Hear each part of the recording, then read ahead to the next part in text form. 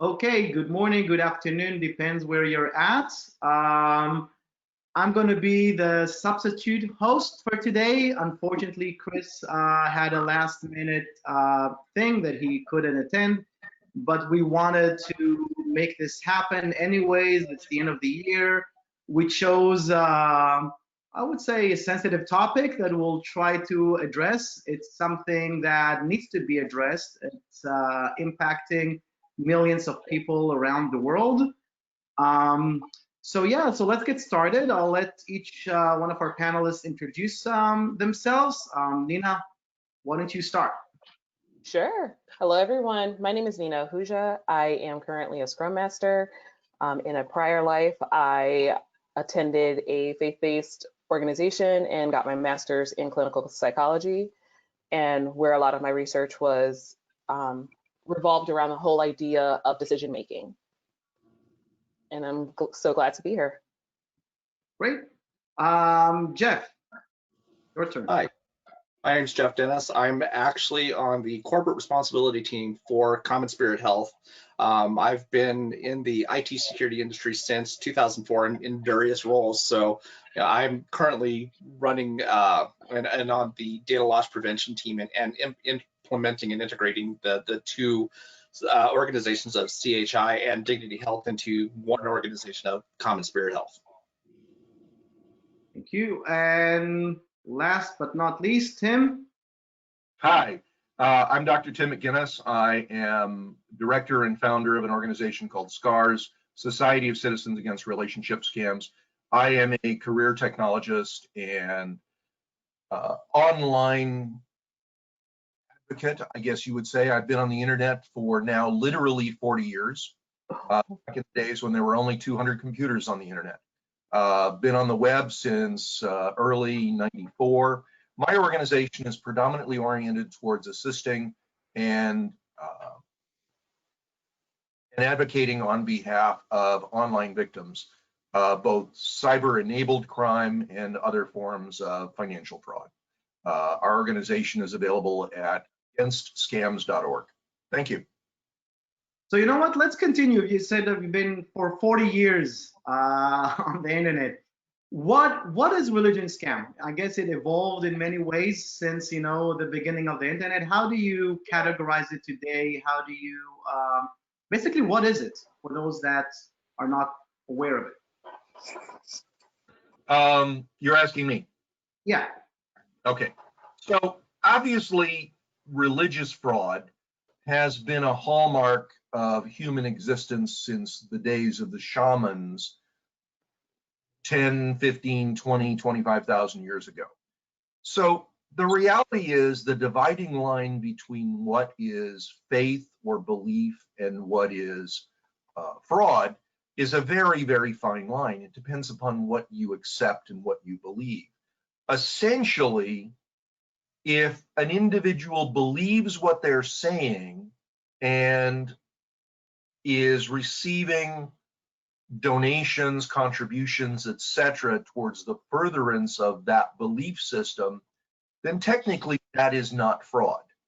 So, but on the other hand, if they are a clear charlatan, in other words, they don't believe what they're saying and they're doing it for financial gain, then that is. The dividing line between charlatans and cults and true religions is a very, very fine line, and it is a matter of, in some cases, perception as to whether it is one or the other. If you are a contributor to an organization that you bought into for a variety of reasons, and then only discovered that it was hypocritical or they didn't practice what they preach, so to speak, then you could certainly look at that as fraud. But from a legal or criminal standpoint, it might not actually be. Religious fraud, from a criminal point of view, is a challenging area of law enforcement, and it's one that requires deep research into the organization, their purposes, and their intent, not just their practices. Okay. Jeff, when we talked earlier, you mentioned about, how it impacts, valid charities. Do you want to elaborate about that, how it impacts not only the victims, but also the perception of charities in general? Well, yeah, the issue that you and I were talking about was when you've damaged that trust within your tribe, within your respective group, and you've been defrauded, and that gets out there. You know that a lot of these cases are highly publicized. It makes it difficult for legitimate charities, people who are legitimately out there, operating under religious, organizations or what have you, to get the help that they need, to get the contributions that they need, because at that point people are primed at that point to say, is this just another scam? And it makes it harder to help legitimate organizations and legitimate charities to help people that really need it, because it builds a level of distrust that realistically they shouldn't have to fight through. No, this is really upsetting because it's really about using people's trust, right? That's something that we see in a lot of type of scams, and it impacts not only the people in the community, but this entire society. Nina, so you were, you talked to me before and you said that, psychology is something that you started at, this is what you started with. How does people faith is turned against them? Why it seems like so easy? And it's not, by the way, it's not something that a lot of people know. When I was talking about religious scams, a lot of people never really thought about it too much. They don't think it's very common. However, when we read about this, I read about it that about $50 billion have been stolen just through religious and affinity scams. So why are, first, why are people easily manipulated? And then second, what can we do about this? I think you've saved the hardest question for me out of all of these. So people's faiths tend to get turned against them because majority of these faith theologies, regardless of denomination or background, they are taught, okay, this is your tribe, believe your tribe will do you well. They believe the same things you do. They're trying to live a righteous life and get to the same endpoint, whatever it may be. I'm trying to make sure I don't generalize or stick to one theology with this, so explanation. But they all more or less have that same idea. And so with that, it's like, okay, if you have that idea, but then you are around this tribe of other people who you believe are like-minded, but there could always be a sheep that just so happens to be a wolf in sheep's clothing. That same mind, that saying comes from that. And so there's when the faith gets turned against you, because you are taught to believe this tribe and follow this tribe, commune with this tribe, and you find out that someone that's in the tribe really shouldn't be or is there with malicious intent. So you have that. And then your second question, remind me on. Well, what can we do about it? Well, that's a big one. That's a really big one. I think one of the things, it's going to be kind of hard to say, and I might get some pushback on it, is you can't trust everybody that's in your tribe, regardless of the environment. You have to take some time to get to know them and do your vetting and whatnot and make sure what they're saying is actually true. Mm-hmm. Tim, before we dig into maybe what else can we do, can you give some examples for people? What are the type of scams that we see in, for example, affinity scams and religious scams? They're sort of usually tied together. How do they look? Well, first off, it's important to characterize this in sort of two broad categories. There is the United States, which is a very unique animal in the sense that we have complete governmental hands-off of religion. So the reality is anyone can declare themselves clergy in a church.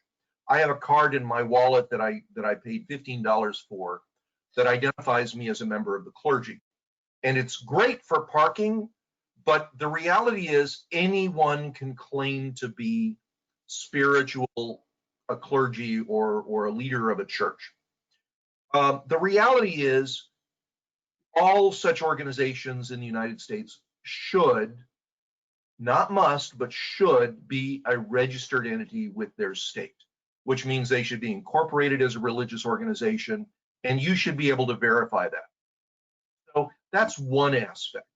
But the reality is they run a full spectrum. So for example, woman in the United Kingdom was just recently arrested for a kind of a scam where she claimed to be a cancer victim who shaved off her head and was getting money and then claimed to have a miraculous cure.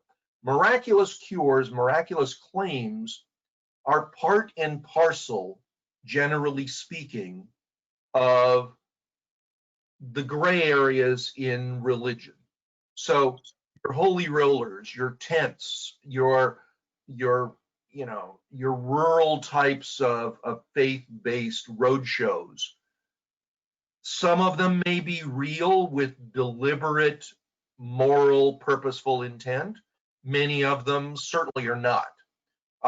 To paint all of them under one brush is problematic because there are legitimate people who go through life changes that make them spiritual, and regardless of what they were in their past, you can see this literally with criminals who've gone through the penitentiary system who come out and become pastors of their churches. And they are 100% legitimate, even though they may not have a formal religious affiliation. So when we're talking about religion, this is all intent-based. And that's the part that Nina was absolutely right. We have this thing that we're sort of hardwired with called stranger trust. And frequently we distrust only after we've learned more about the person. We have to be skeptical right up front and apply a set of realistic criteria to anything that we're going to buy into to find out if it's real, and not allow ourselves to be socially engineered, not allow ourselves to be captured by the charismatic leader. Whether, there are lots of charismatic people who've made billions of dollars and they are legitimate in what they're doing. Take a Tony Robbins, for example. But the dividing line between someone like him and a Jim Jones, for example, who had the church in California where he took everybody to the Guyanas and they drank their Kool-Aid and killed themselves, that's a fine line.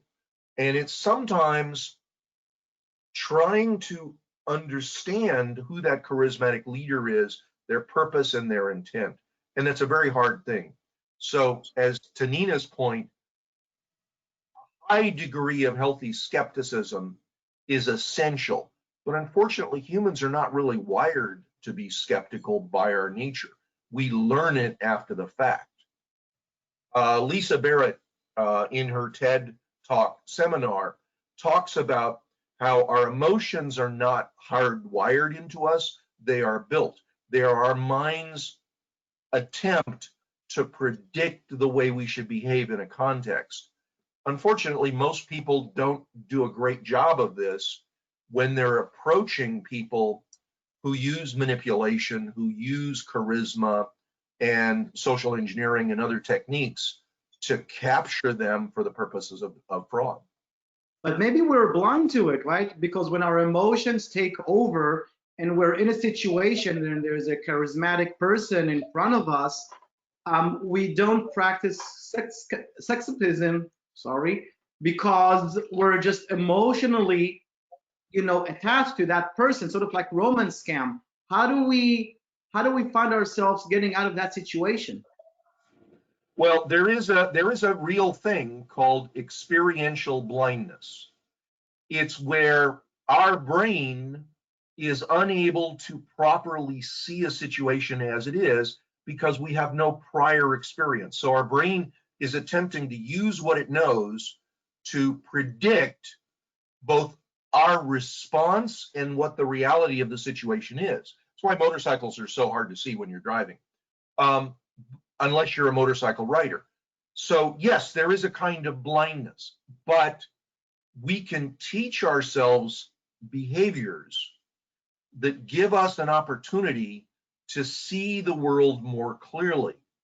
The Department of Homeland Security calls this stop, think, connect, which really just means do not be impulsive in your decision making. See what you see, step back a bit, give it a day, give it a week, think about it, let it percolate through that noodle that you call a brain, and come to a then more informed decision. And that works for all types of fraud. Fraud is dependent upon situations of urgency, situations of manipulation. Phishing scams work exactly the same way. They present you with an impulsive option to do something, to act, and create a sense of urgency that necessitates that action. And unfortunately, most people react rather than making an informed decision based upon protective behaviors. Nina, maybe you could talk more about that. Sure. I think one of the articles that was in the news that I just heard about was an employer that was actually out here emailing out as like a phishing test, something about a holiday bonus, and oh, click here or something like that, and everyone just went ahead and clicked, no problem. They didn't think twice about it, which I thought was just really kind of sad, just given the economic times. Everyone is, not everyone, but quite a few people are struggling financially. And then if you're at work, you get a email about a holiday bonus, you're going to be excited. So that's also why the IRS scams and IRS phishing works so well, is because everybody is your money is such an important part of your life. It enables you to live, to eat, to have your housing. And so anything that touches into that, particular aspect has a direct pathway into you. And so that's why those scams are so effective. Jeff, do you think that, since the COVID, those affinity scams and the religious scams are more common now online, or is it still something that is mostly in person? Most definitely. I don't think in person, just because a lot of places are shutting down. So I think you'll see less of those instances in person. However, you will definitely see more online, just as when people have bouts with depression or they're going through things in their life, they tend to go towards religion or tend to go towards relationships or anything to help them feel good, feel better. And so it totally makes sense. Yeah. Well, there's another aspect as well. And by the way, that we're in a special circumstance literally today, tomorrow, and the next day, because under the CARES Act that was passed many, many months ago, there is a unique clause in it that allows a $300 charitable deduction from your taxes without itemization one time during 2020. So if you're planning on making a charitable deduction or a charitable donation, make it in the next 3 days so you can claim your $300 off of your taxes. And by the way, againstscams.org, please make a donation to our organization. But the truth is, you're absolutely right. During this shutdown, almost all churches have lost their direct connection with their constituencies. So the result is that passing the plate has become a thing of 2019, not of 2020. Now, a lot of churches set up, direct deposits and ACH deductions and things of that nature. So an organization that is able to do that, great. But unfortunately, there's also something that is occurring, which are the scammers learn how to spoof the organizations that exist out there. In other words, to be able to fake their email addresses, in some cases use typo domains to create fake websites, soliciting donations, etc. So from a cybersecurity point of view, there are vast numbers of things that organizations like churches should be doing to protect their email addresses, DMARC, DKIM, all of that good stuff, as well as their domain names, and are not doing. The web in 2019 and 2020 has become a vastly less friendly space for small web publishers. So it's infinitely easier to impersonate, to spoof, and as a result, scam parishioners, etc. Because a lot of churches, once you identify the church, you just go onto Facebook and do a search for that church, and you can find all of their parishioners. And then you can scam all of them at will, whether through instant message, email, etc. Most people do not know how to protect themselves. Well, this also speaks to the fact that, a lot of these churches are essentially small businesses. So they don't have the technical or the financial wherewithal to institute a lot of these controls. They just don't know, or don't have the money, or don't have the capability to institute a lot of these controls, or they don't even know that these controls are out there. So it makes them easy prey. Yes. Yeah, and I think with social media now, impersonators, can impersonate probably pastors, rabbis, and all of that, and maybe, ask people to donate gift cards and this type of scams that we've seen in the past. But probably we see that more now also with religious, because of the work from home and stay at home and all the pressure that people and stress that people are experiencing. Jeff, do you think that companies should train their employees about this type of scams, or this is sort of outside the scope? Well, I know that a lot of what we do at Common Spirit Health, we try to train our folks on the typical phishing scams and this and that, but we also make sure that we push this message out that this is not just to protect you here at work, that we're trying to give you skills and life skills, so that when you see this stuff in your real life, that you can have a critical eye, and you can think about what you're receiving in your personal emails and in your personal life.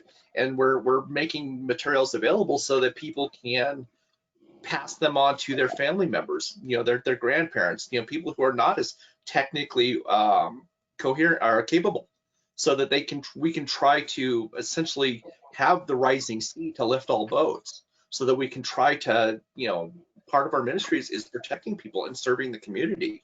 And part of that is, protecting people's data. And the more messages and the more capability we put out there for people to think critically on what they receive, I think it makes it tougher for the scammers out there, but it makes people a little bit safer, and it puts that little chink in the back of their head that says, wait a second, what am I looking at? Why is there this sense of urgency? What's going on here? So it makes them stop for that half a second to critically evaluate what they've been what's been put in front of them. I think that companies can benefit a lot from teaching people about how to protect themselves on a personal level, because at the end of the day, one of the things that I usually say is that security starts at home. So, it's easier for them to relate to things that directly impact them. And if you change their behavior through that, it will also apply at work. So this is something that I usually advocate for companies, teach employees and the workforce about things that, matter to them personally. This is another question to any one of you. Do you think the type of scammers that are doing this type of scams, the affinity and the religious scams, are different than the scammers that are sending, the traditional, Nigerian prince type of scams? Same type of people? Okay, so let me jump in here, but first let me say something to Jeff.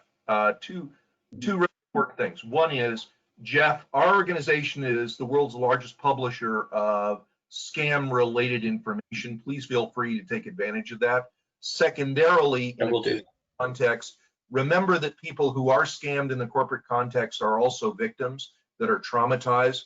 Recognize that we're a resource available to you. Now, to Gabriel. Scammers are scammers. They are individuals who make a career decision to engage in crime. Our good buddy Brett Johnson is a perfect example of that. So are they different? No. Are their contexts different? Yes and no. Let me give you an example. We're very familiar with faith-based organizations in West Africa, Ghana, Nigeria, that are scammer churches. And what I mean by that is they actually promote scamming as a part of their religious practices. These are multi-billion-dollar organizations. So the pastors, the bishops of these organizations are actively involved in promoting criminality. Now, in the United States, we don't have anything like that per se. But what we do have is mostly small organizations, but some could argue that even some of the mega churches might fundamentally be criminal organizations. Certainly the FBI investigates organizations like this all the time. I don't think there's a difference of one scammer versus another scammer. Their motivation may be different, but ultimately they've made the choice to be a criminal and to apply criminal techniques towards the acquisition of wealth. That's what they all have in common. The names change, the stories change, but criminal in country A is not really that different than criminal in country B.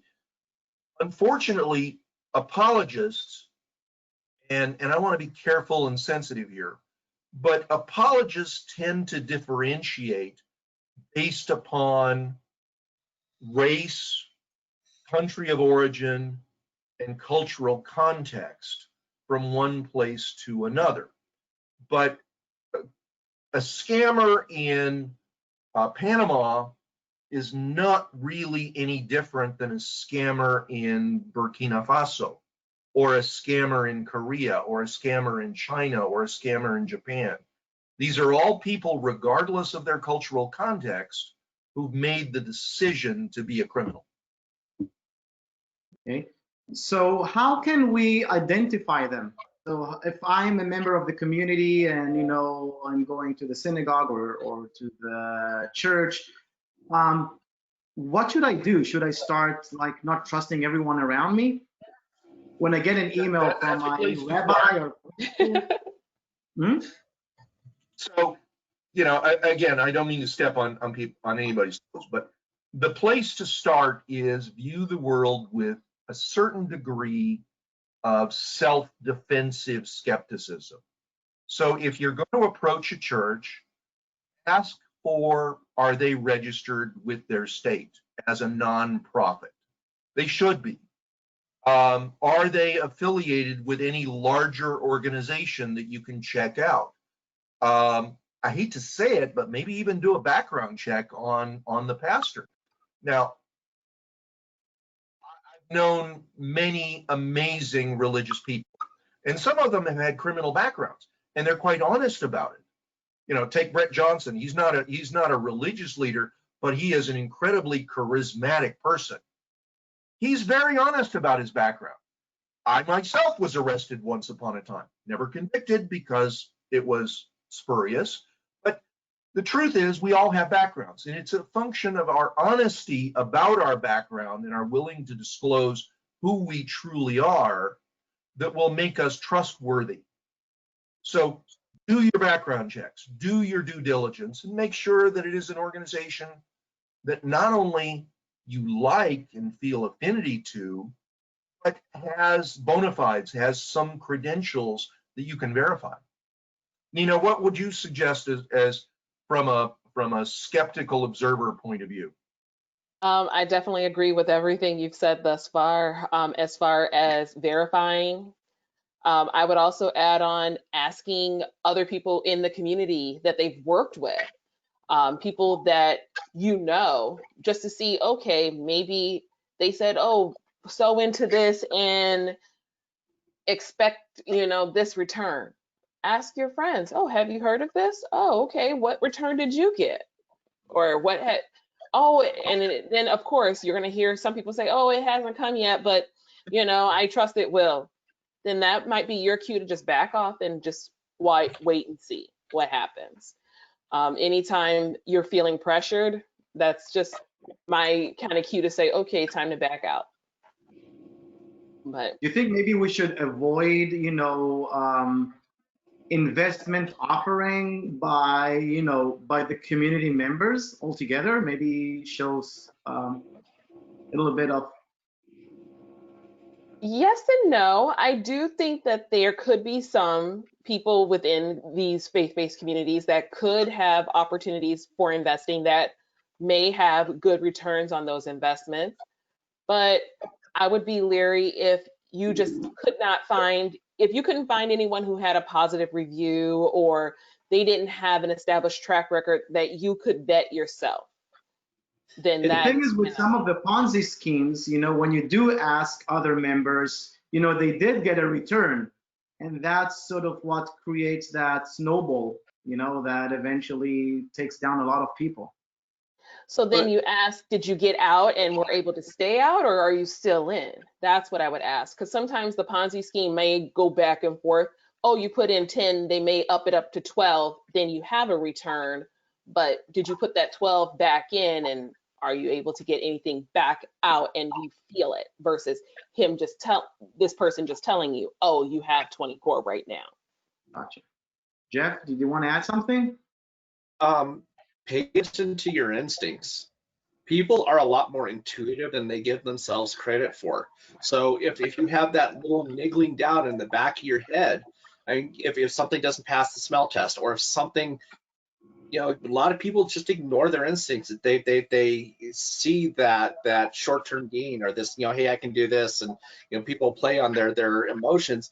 But if you have that instinct, if you have something that's in the back of your head that's saying, wait a second here, pay attention to your instincts, because a lot of the times they turn out to be right. Yeah. I think, one of the things that we spoke about is emotions, right? So sort of like Tim, like you said, let those emotions settle down, just play back what you just heard. Does it make sense? Like, a lot of the times when we play it back, it just seems ridiculous, the offering, but we have to let those emotions settle down so we can look at things with a clear mind. That's why they say sometimes, I'll sleep over it. That's how they say. Sleep on it. Sleep on it, because you wake up in the morning and then you're like, oh, what did I do? It doesn't make sense. Well, there's a couple of rules that you should always consider when you're encountering any offer of anything. And it is simply this. First, a scam is going to focus on your greed or some other primal desire. Greed, lust, avarice, jealousy, whatever. So fundamentally, it's going to start with a focus on a negative personality attribute. Be wary when you see that kind of thing. Secondarily, valid investments are going to be the most boring thing on the planet, because they're going to come with a 100-page or 25-page prospectus right up front, because that actually is the law.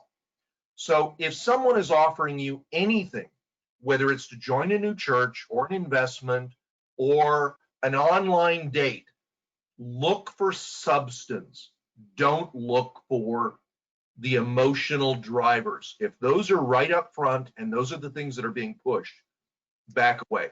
Second, there's going to be a sense of urgency. You've got 3 hours to make this decision. Anybody who puts something in context, and a lot of my background, and I have about $25 billion in e-commerce sales under my belt. A sense of urgency is a very useful tool in commerce.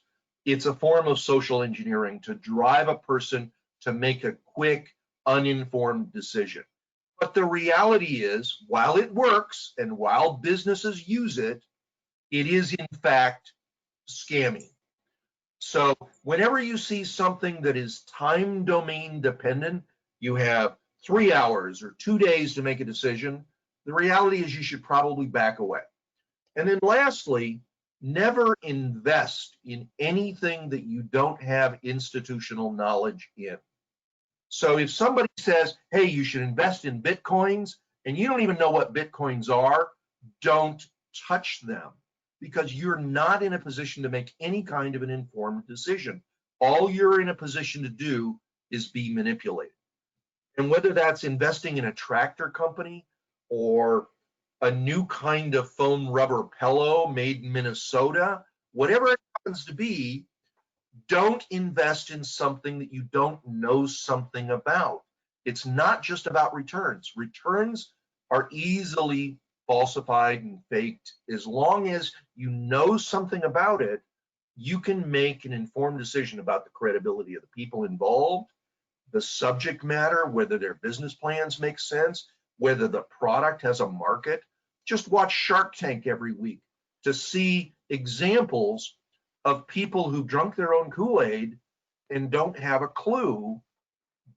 But in general, those are the simple rules. Look for desire-based sales pitches. Look for time-sensitive pitches. Look for subject matters which intend to overwhelm you in your ignorance. Avoid them all. I think this is good tips regardless to scamming, you know. Exactly. Invest in things that you understand. Otherwise, it's a gamble, right? You can maybe win once, but you know, second, third, fourth time, it's hard to, you know, to continue winning things you don't understand. Jeff, if somebody does get scammed, who do they go to? What do you think they should do next? How long will it take them even to realize they were scammed? You know, that's maybe another question. You know, some people may be in a scam and not even realize they're being scammed. Well, it's not necessarily only the fact that they realize they scam. A lot of the times people self-delude to say, no, I wasn't scammed, because there's that sense of embarrassment. There's a sense of betrayal from the insider, the person that they trusted. And so, you know, you have that massive sense of betrayal. So a lot of people self-delude and say, no, I wasn't scammed. And so there's the desire to not react or not even act or report it, because that would be admitting their vulnerability, their fault. So a lot of the times, you know, these people either don't realize they've been scammed or realize that they were scammed in the back of the head, but don't want to do anything about it. They just want it to go away. And so that's, you know, that's why you see a lot of the stuff is not reported either timely, or it's not reported at all to the authorities. Yeah, So true. that's why sometimes I think go ahead, Nina. Wanted to say So something? true. It's cognitive dissonance, that whole idea of, I'm not one of those idiots. I'm smarter than that idiot. Those are just dumb people. I know what I'm doing. I trusted this person. This person would not steer me wrong. It's just that whole idea of that this happens to other people, it would not happen to me. So Jeff, you're spot on with that. And I see that people are, you know, scammable, meaning they repeatedly being scammed because of some of those thoughts. You know, some people are, you know, even sounds crazy, but some people are even addicted to getting scammed, like romance scams. You know, they're addicted to love, not to actual scams, but they just, you know, end up in another romance scam, you know, one after the other. So I think it boils down to two classifications of people. You know, you have the people that are greedy, that want the quick fix, that want the short term. Hey, you know, I can turn this around, I can make this money, I can do this. You know, the greed takes over more than anything else. But then you have the people who legitimately, honestly want to be helpful. The people that have that desire, that are trusting, that say, you know, the world's not a bad place. I don't have to look at, you know, everything with this critical eye. And so they get scammed because they have that trust. And until that trust is thoroughly disabused, until they get that healthy skepticism, they're still ripe for that. You know, there's still people that believe, you know, the entire world is nothing but roses, and those people are ripe for the picking. yeah. So Tim, you know, obviously you deal with victims all day long. So I guess one place people can go to is, you know, is your organization. Why don't you talk a little bit about, you know, the options people have, and how do you even get a victim to actually reach out to for help? You know, I think some of them are not even at a point where they're ready to get help. So there is a bit of divergence between some of the things that were said, but Nina probably has a better idea, because cognitive dissonance, cognition and trauma, it begins in large part from a confirmational bias that individuals have when they approach such things. Use the standard set of human desires, whether that's 4 or 10, whichever model you prefer to look at. But at some point, they realize that they've been scammed, and those scams can go on for days, weeks, months, literally years. We have individuals who've been in a relationship scam for well over 2 years. We have individuals who've given away, the global average is about $14,500 per romance scam, but that's an average, and there are many who have never given away a cent. But one of our board members, Debbie Montgomery Johnson, gave away $1.2 million. And we have several victims in our care who have, in fact, given someone they've never met more than $1 million over the course of their relationship scam. The types of psychologies that are involved, we characterize them largely in their post-scam discovery phase into 3 primary groups: those in denial, those in anger, and those who are realists. Those who are in denial and those who are realists may initially seek support and help, but ultimately they will fail because their psychology will not allow them to fully recognize the truth and to accept the criteria necessary for recovery. We have a definitive, what we call our SCARS STEPS program. It's based upon 140 years of rehabilitative recovery science. Our models are based upon the work that's done by other organizations in their multi-step programs like and others, but it is unique to the scamming experience without the religious and spiritual overtones that most of those organizations demand and require. The greatest challenge is when a victim comes to us, it's in a variety of stages, and there is a recovery curve associated with it. We've helped a little over 5 million romance scam victims over 5 years, 5.3 million to be exact. And we've had a little over 100,000 victims go through our support group recovery programs. So we find the curve is about 24 months on average for an individual to recover from a highly manipulative, socially engineered relationship scam. And they go through phases. The earliest phase, of course, is what you would expect: shock in the realization that they've been scammed, a high degree of panic, fear, self-blame, because not only is there the psychological aspect and the addictive aspect, because they were literally addicted to their own hormones as a result of their scam. One of the problems of viewing a screen all day is it just pumps your brain full of hormones, particularly when there's an emotional component associated with it. It's why social media is such a cesspool. But that fades away within about a month.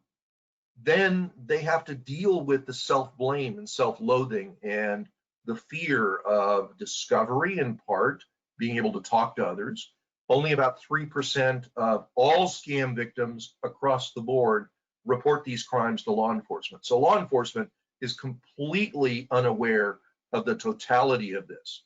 But the cyber crime community, people like McAfee and others, have estimated that the realistic dollar amount of losses per year is about $3.4 trillion for calendar 2020, of which we estimate that about $700+ billion is specifically allocated in socially engineered relationship scams.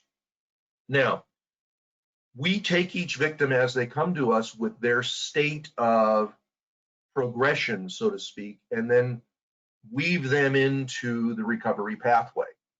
And it's normal kinds of recovery, peer-to-peer group kinds of things. But we also try to evaluate them as to whether or not we need to refer them to appropriate mental health professionals, whether they need proper trauma counseling or proper trauma therapy. Being a member organization of NOVA, National Organization for Victims Assistance, our obligation is to do everything that we can, but if we cannot, and sadly, anywhere from 2/3 to 3/4 of victims we cannot help, we will refer them.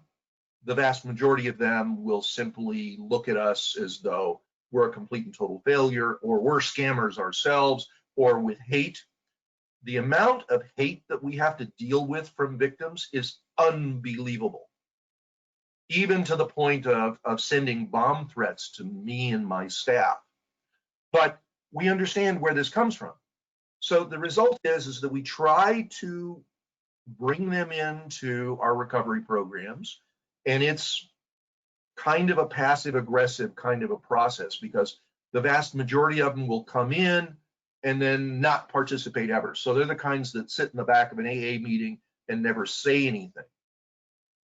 They're not going to recover. They're going to be marginally functional, etc. The psychology behind all of this is profound and much more than we can talk about in a single day. I mean, at some point, I'd love, maybe Nina, if you know, we all could have another conversation just on the psychology of scams, because it's both fascinating and pivotal, that everybody needs to understand their own psychology and why they're vulnerable. Because if they can learn that, they can learn new behaviors of how to avoid it. Agreed, Dr. Tim, because I agree. I'm just nodding my head, because a lot of it is all about addiction and this whole idea of recovery. And I mean, definitely you have to look at it like the stages of change. Like, okay, where are they on that? And how are they progressing through it? You know, you're talked about people in pre-contemplation, this whole idea of like, I don't have a problem as far as this relationship is wonderful, everything's great. You know, yes, they need money every now and again, okay, whatever, to, okay, I definitely have a problem.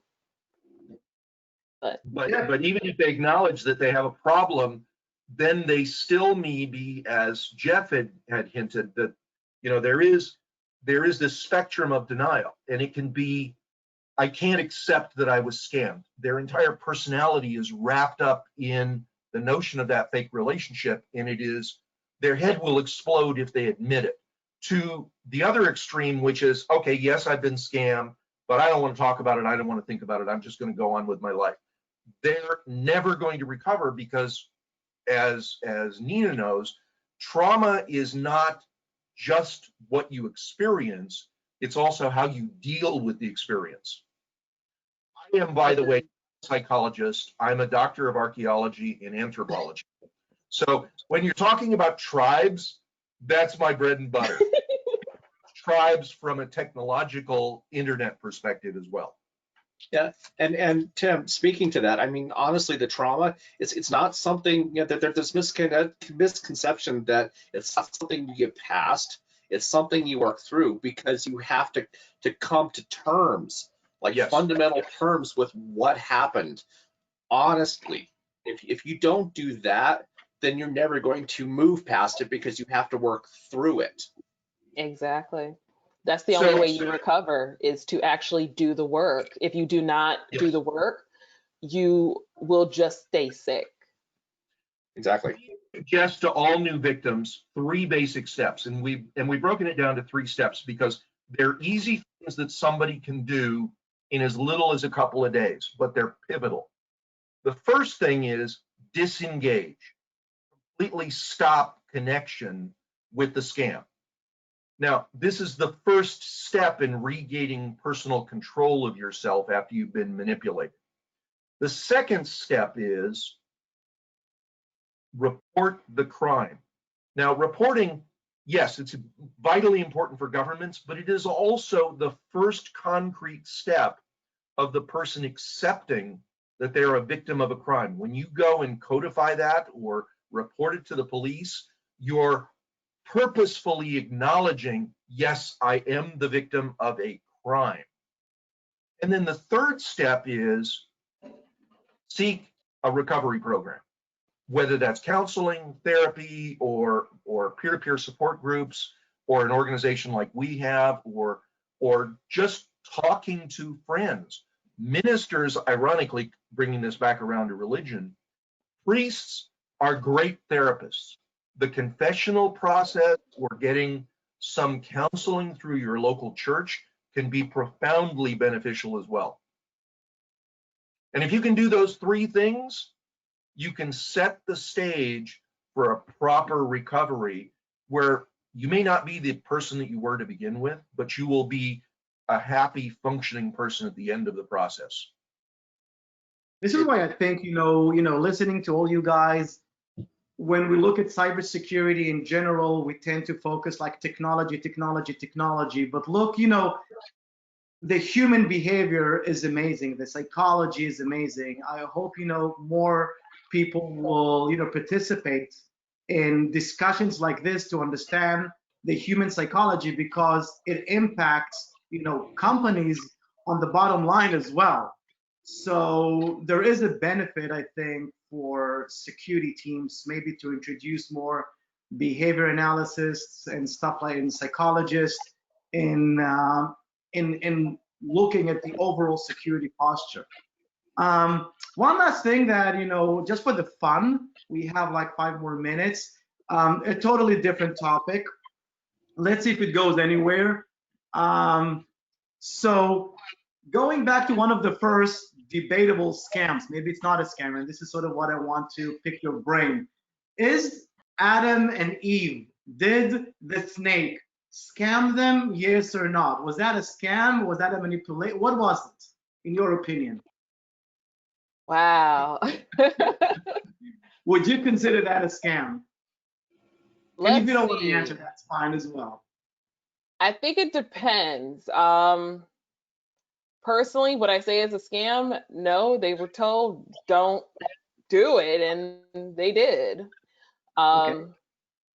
So I would say no. Okay. But Tim? you got to look at the snake actually played on her emotions and that sense of urgency. So maybe it would fall under that.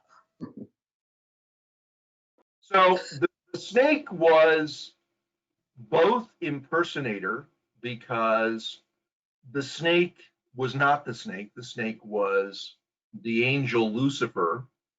The reality is he was a loyalist of God, sent down because he didn't like the corporate policy of people first.